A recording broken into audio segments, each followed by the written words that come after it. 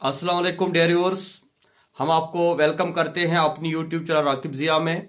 आज हम आपके साथ एक इम्पॉर्टेंट जो है इशू जो है उसके ऊपर बात करेंगे। जैसा आपको पता है कि हमारे कश्मीर के अंदर जो एकेडमिक कैलेंडर होता है, एकेडमिक सेशन जो होता है वो मार्च में शुरू होता है और दिसंबर में उसका एंड होता है। और दिसंबर या नवंबर दिसंबर में ही जो है एग्जाम शुरू हो जाते हैं और उसके बाद जो है फिर से विंटर वैकेशन होती है और फिर मार्च में फिर से हमारा एकेडमिक कैलेंडर जो है शुरू हो जाता है। तो ये प्रैक्टिस पिछले 20-30 साल से हमारे कश्मीर में चली आ रही है। और लेकिन अगर हम देखेंगे कश्मीर से बाहर जम्मू की बात करें या बाकी जो इंडिया की स्टेट्स है, वहां पर यह एकेडमिक कैलेंडर डिफरेंट होता है। वहां पर नॉर्मली क्या होता है, जून जुलाई से जो है क्लास वर्क शुरू होता है, एकेडमिक कैलेंडर शुरू होता है और फिर मार्च में जो है एग्जाम्स दिए जाते हैं। और जब हमारे बच्चे 10+2 पास करते हैं या ग्रेजुएशन कंप्लीट कर लेते हैं या उनको नीट का एग्जाम देना होता है या कोई भी नेशनल लेवल का एग्जाम, तो उनको वेट करना पड़ता है हिंदुस्तान के बाकी बच्चों का या उनके कैलेंडर का, उनके डेट शीट, जिससे कम से कम उनके 5-6 महीने या कभी कभी तो 1 साल भी जाया हो जाता है। और ये हमने इससे पहले भी बात की थी कि इस एकेडमिक कैलेंडर को चेंज होना चाहिए। It should be at par with the national level. जिस तरह पूरे हिंदुस्तान में एकेडमिक कैलेंडर चलता है, ऐसे ही कश्मीर में होना चाहिए। अब इसमें यह डिफिकल्टी थी कि हमारे कश्मीर में विंटर वैकेशन होती है जो बाहर नहीं होती। यानी यहाँ पे दिसंबर जनवरी या फरवरी में जो है यहाँ कंप्लीटली बारिश होती है, बर्फ होती है। तो इस वजह से यहाँ मौसम खराब होता है और इस वजह से हमें जो है हमारा एकेडमिक कैलेंडर नहीं चल पाता है। इसलिए हमने वो महीने जो छोड़ दिए थे। लेकिन अगर हम देखें कि जो बच्चे दिसंबर में एग्जाम देते हैं, फिर जनवरी फरवरी या मार्च आते आते उनका रिजल्ट आ जाता है, तो ये मंथ तो वैसे भी जाया ही हो जाते हैं, क्योंकि फिर उनको मार्च से फिर स्कूल कॉलेजेस में यूनिवर्सिटीज में एडमिशन करना पड़ता है। तो इस वजह इसकी कि हम एकेडमिक कैलेंडर को ऐसे ही छोड़े, हमें इसको नेशनल लेवल पे अगर हम लाते हैं तो फिर हमारे बच्चों का एग्जाम जो है मार्च में होगा। और जब मार्च में एग्जाम होगा तो जून जुलाई से उनके क्लास वर्क चलेंगे और ये कंटिन्यू दिसंबर तक चलेगा। और विंटर के 2 महीने जो है वो उनको एग्जाम की प्रिपरेशन में लगेंगे और मार्च में फिर से उनका क्लास वर्क शुरू होगा।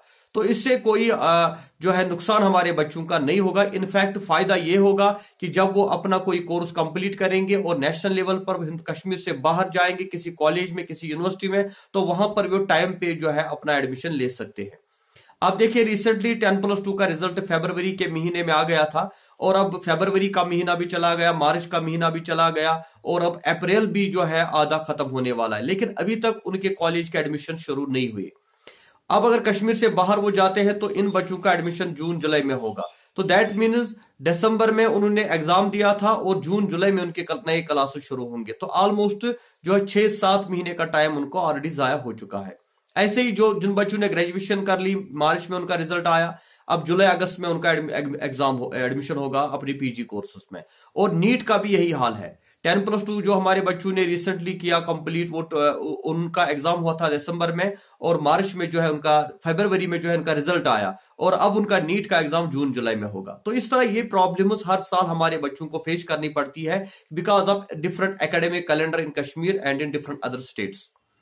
तो अब इसी के रिगार्डिंग कल हमने एक ऑर्डर पढ़ा था, that is new education policy 2020, that is J&K plan to shift board exam session to March to bring school education and higher education calendar at par with national level. तो अब government of J&K ने भी, जिसमें कल हमारे जो chief secretary doctor Arun Kumar Mehta, उन्होंने एक मीटिंग बुलाई थी और उसमें यह डिसीजन लिया गया कि एक प्रपोजल पास हुआ कि हम कश्मीर का भी एकेडमिक कैलेंडर पूरी इंडिया के साथ मिलाना चाहते हैं, जिससे ये फायदा होगा कि जो हमारे बच्चे यहाँ से कंप्लीट करते हैं अपने कोर्सेज, तो टाइम पे उनका एडमिशन हिंदुस्तान की बाकी कॉलेजेस या यूनिवर्सिटीज में होगा, या जितने भी नेशनल लेवल के एग्जाम्स होते हैं तो उनके लिए भी वो एलिजिबल होंगे। अदरवाइज हमारे बच्चों को काफी नुकसान होता है, उनका काफी टाइम जाया हो जाता है। तो हम इस डिसीजन को वेलकम करते हैं। हालांकि आज की बात नहीं, इससे पहले भी हमने इसके ऊपर बात की थी कि कश्मीर का कैलेंडर चेंज होना चाहिए। एकेडमिक कैलेंडर में काफी डिफिकल्टीज है तो इसको चेंज होना चाहिए, क्योंकि इसमें कुछ खुदगर्ज लोग जो थे, जो अपने इंटरेस्ट के लिए जिन्होंने इस एकेडमिक कैलेंडर को चेंज किया था, इसमें बच्चों का कोई इंटरेस्ट नहीं है। वैसे भी ये विंटर के 2-3 महीने जो है बच्चों के जाया ही हो जाते हैं, लेकिन अगर हम इस एकेडमिक कैलेंडर को चेंज करते हैं तो हम इसका फायदा उठा सकते हैं। जो CBSE का एग्जाम होता है तो या जो हमारे JNK के बोर्ड का एग्जाम होता है, अगर वो एक साथ हो जाए तो एक साथ जहां वहां से भी बच्चे निकलेंगे 10+2 करके पास, और यहां से भी। क्योंकि आप देखिए जो हमारे कश्मीर का BA LLB का एंट्रेंस होता है ये मार्च में होना चाहिए, क्योंकि फरवरी में हमारे 10+2 का रिजल्ट आता है, तो मार्च में ये एग्जाम होना चाहिए। लेकिन ये एग्जाम जाते जाते अगस्त तक जाता है, क्योंकि हमें CBSE के बच्चों का भी इंतजार करना पड़ता है ताकि वो भी इसके लिए एलिजिबल हो। Because in valley we have many schools affiliated with CBSE। तो ये जो बच्चे कश्मीर के CBSE स्कूल्स में पढ़ते हैं, जब उनका रिजल्ट आता है तो उस टाइम यहाँ पर जो है एडमिशन का प्रोसेस बंद हुआ होता है, तो इसलिए उनका भी नुकसान ना हो और हमारे JNK के बोर्ड के जो बच्चे हैं उनका भी नुकसान ना हो। तो इसलिए ये एक अच्छा डिसीजन है, हम इसको वेलकम करते हैं और हम चाहते हैं LG एडमिनिस्ट्रेशन जो है या जो हमारी हायर एजुकेशन है, हमारी स्कूल एजुकेशन जो है, वो सब जो है इसके ऊपर एक कॉन्सेंसस बनाए और इसी साल से जो हमारा एकेडमिक कैलेंडर है, lower class plus higher classes, school education की हम बात करें या हायर एजुकेशन की हम बात करें, कॉलेजेस की बात करें, यूनिवर्सिटीज की बात करें, ये सारे जो एग्जाम्स है ये मार्च से शुरू होने चाहिए और इनका जो एकेडमिक कैलेंडर है वो दिसंबर तक एंड होना चाहिए। जो ही हम देखते हैं दिसंबर में अगर हमारे यहाँ विंटर वैकेशन भी शुरू हो जाती है तो एटलीस्ट बच्चों को 2 महीने का प्रिपरेशन का टाइम भी आराम से मिल जाता है। अदरवाइज आप जब हम देखते हैं कि अक्टूबर तक क्लास वर्क ही चलता है और उसके बाद नवंबर का महीना आता है एग्जाम के लिए, तो बच्चों को बहुत कम टाइम मिलता है प्रिपरेशन के लिए। इसके बजाय इसके कि अगर हम दिसंबर तक कंटिन्यू क्लास वर्क करें तो उसके बाद जनवरी और फरवरी का महीना बच्चों को प्रिपरेशन के लिए मिलेगा और वो आराम से प्रिपरेशन करके मार्च में एग्जाम में अपीयर हो सकते हैं।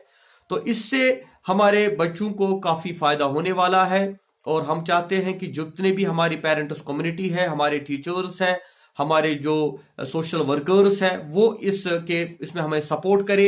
हम आज से ही जो है अपने फेसबुक के पेज के ऊपर और अपनी यूट्यूब चैनल के ऊपर या जितने भी सोशल मीडिया के प्लेटफॉर्म पे हैं उनके ऊपर एक कंपेन चलाने वाले हैं कि इस एकेडमिक सेशन को हम चेंज करना चाहते हैं, बजाय इसके कि ये नवंबर दिसंबर में एग्जाम्स होते हैं, हम इसको मार्च में लाना चाहते हैं ताकि हमारे बच्चे जो है नेशनल लेवल पर वो बाकी बच्चों के साथ compete कर सके और उनका जो है प्रीशियस टाइम वो जाया ना हो। जैसे आज हम देखते हैं कि जो हमारे 10+2 के बच्चे हैं मोर देन 1 लाख, और उनका रिजल्ट पता है, उनका रिजल्ट आया था फरवरी में, और अब फरवरी का महीना, मार्च का महीना और अप्रैल का महीना चला खत्म होने वाला है, लेकिन अभी तक उनका एडमिशन शुरू नहीं हुआ। अब अगर वो कश्मीर से बाहर जाते हैं तो उनको और 2-3 महीने वेट करना पड़ेगा।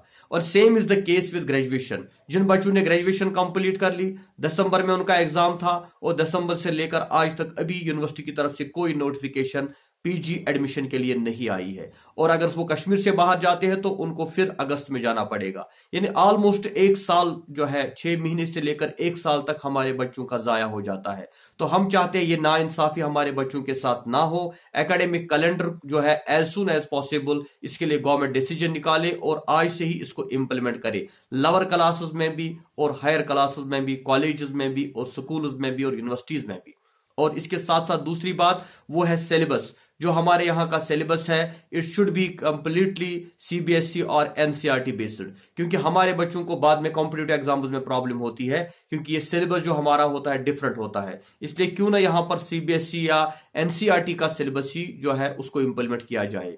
तो ये आज हमने इस ऊपर बात की। हम चाहते हैं इस वीडियो को आप शेयर करें, मेरे फायदे के लिए नहीं बल्कि अपने फायदे के लिए, क्योंकि ये बहुत ही इंपॉर्टेंट इशू है, बहुत ही इंपॉर्टेंट की जो है एक मसला है हमारे यहाँ जिसके ऊपर हमें बात करनी है और सब लोगों को अवेयर करना है और गवर्नमेंट को इसको फोर्स करना है। जो हमारी सिविल सोसाइटी है उसको भी सामने आना है, हमारे पेरेंट्स को सामने आना है, ताकि जो हमारे बच्चे हैं उनका जो एकेडमिक सेशन है वो टाइम पे शुरू हो at par with national level, ताकि उनका नुकसान ना हो।